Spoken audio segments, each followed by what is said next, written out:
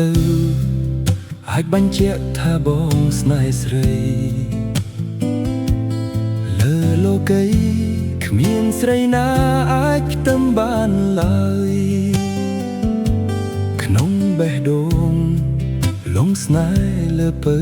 ទៅហើយមាសបងអើយបងគិតអូនគ្រប់នាទីរាល់វេលាគ្រប់ដងហើមចេញចូលណាអូនសម្រស់ស្ងួនអង្រួនទ្រូងបងឲ្យញាប់ញ័រដោយក្តីស្នេហ៍អាណិតមិនប្រែឡើយស្រីសូមចរណៃយល់ពីភក្តីស្នេហ៍ស្មង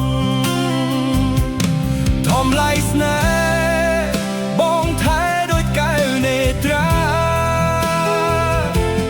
តើជីវា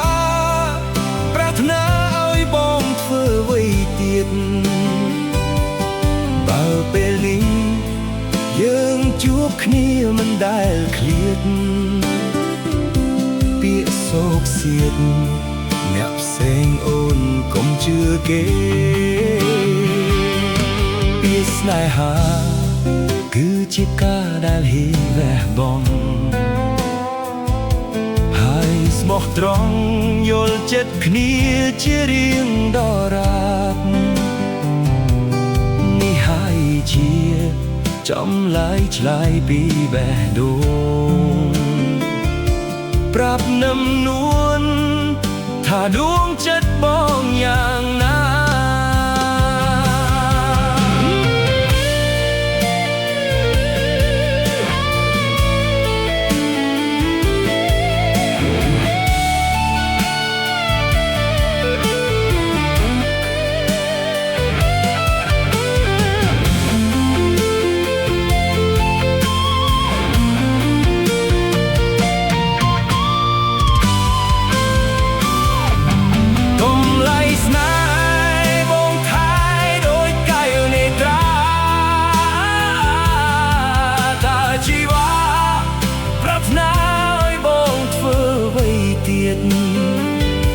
បើ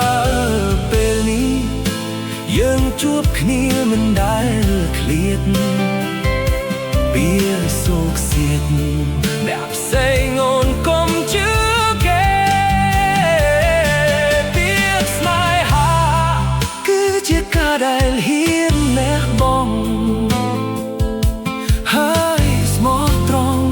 យល់ចិត្តគ្នាជារៀងដរាបនេះហើយជាចំឡាយឆ្លាយ